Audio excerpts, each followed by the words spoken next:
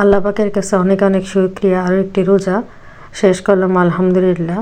তো আগামীকাল আমাদের সপ্তম রোজা। আসসালামু আলাইকুম, সবাই কেমন আছেন? আলহামদুলিল্লাহ আমরা তো অনেক ভালো আছি। তো আজকে হবে মুরগি আলু দিয়ে ঝোল আর ভুনা খিচুড়ি, হাতে মাখানো খিচুড়ি। তো এখানে প্রথমে আমি মাংসটা কষাই নিতেছি। আজকে একটা কাণ্ড হয়েছে, দেখেন প্রথমে কথা ছিল শুধু খিচুড়ি আর মুরগি হবে, কিন্তু ওই মুহূর্তে সবাই বলে না ইফতারি খাবে, বিশেষ করে আম্মা, আমি, রায়নের বাবা। তা আবার তাড়াতাড়ি করে ইফতারের সব কিছু আয়োজন করলাম।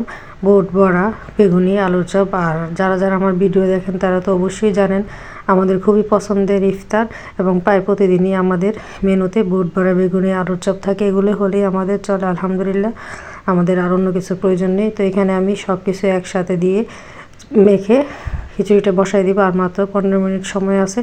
তো খুব তাড়াহুড়া করে কাজ শেষ করতেছি, যেহেতু রায়নমণি ইফতারি খায় না, তো তার জন্যই তাড়াতাড়ি করে রান্নাটা শেষ করতেছি। আর এই যে ফাইনালি আমার খিচুড়ি আর মুরগি আলু দিয়ে ঝোল রান্না হয়ে গেছে। দেশি আলু দিয়ে মুরগিটা রান্না করছি।